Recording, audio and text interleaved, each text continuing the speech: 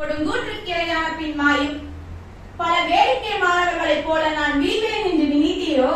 எந்தையும் தாயும் குறைவில்லாத ஒரு குருவையும் அனைத்தையுமாய் இருக்கும் இறைவனையும் அன்பையும் அறிவையும் வணங்கி என்னை பெற்ற என் அன்னைக்கோ மூன்றெழுத்து, என்னை வளர்த்த என் தமிழுக்கோ மூன்றெழுத்து, எனக்கு இந்த வாய்ப்பை அளித்த நடுவர் சாந்தியம்மாவுக்கோ மூன்றெழுத்து, அவர்களுக்கு என் நன்றியை செலுத்திவிட்டு அவையவர் அத்தனை பேரையும் வணங்கி நல்ல கருத்துக்கள் இயங்கி என் தமிழ் அன்னை மடியில் மயங்கி எனது உரையை துவங்கி பேச போகிறேன் என் தலைப்பில் இறங்கி. நான் இன்று எடுத்துக்கொண்டுள்ள தலைப்பு கவியரசர் கண்ணதாசன்.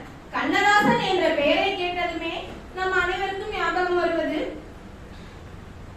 கண்ணதாசன் என்ற பெயரை கேட்டதுமே காலத்தால் அழியாத அவருடைய காவிய பாடல்களும் கலங்கரை விளக்காய் திகழும் அவருடைய தத்துவ பாடல்களும் அவற்றுள் மிளிரும் இலக்கிய நயமே அவருடைய நினைவுக்கும் கவனத்திற்கும் உடனடியாக வருபவை.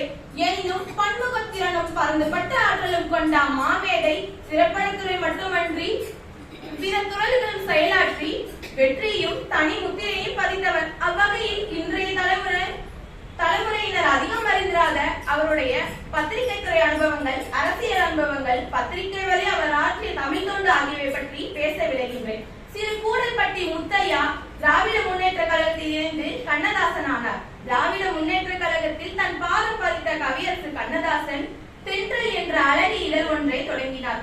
நல்ல தமிழில் அந்த கவிதை தென்றல் வீசியது. தென்றலை ஒற்றி முல்லை என்ற இலக்கிய திங்களிலும் கண்ணதாசனால் தொடங்கப்பட்டது.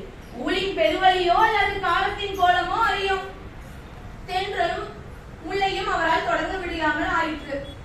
அதனால் தென்றலும் ஓய்ந்தது, முல்லையும் காய்ந்தது. ஆயினும் தன்னுடைய இலக்கிய ஈடுபாடும் கவிதை காதலும் அவரை விடாமல் துரத்தின. கண்ணதாசன் திங்களில் நின்ற பின்பும் அவருடைய எழுத்து பணி தோய்வின்றி நடந்தது. கல்கியில் அவர் எழுதி வந்த சேரமன் காதலி என்ற வரலாற்று புதினம் அவருக்கு சாகித்ய அகாதமி விருதினை பெற்றுத் தந்தது.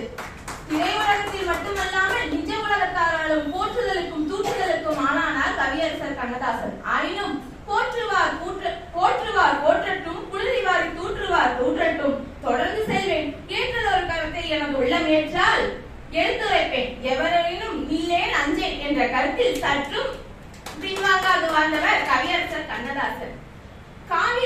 காவியத்தாயின் இளைய மகன் என்று தன்னை அழைத்துக் கொண்ட கவியரசர் கண்ணதாசன் இன்று தானே ஒரு காவியமாகி தமிழர்கள் அனைவர் நெஞ்சிலும் நீங்காமல் இருந்திருக்கின்றார்.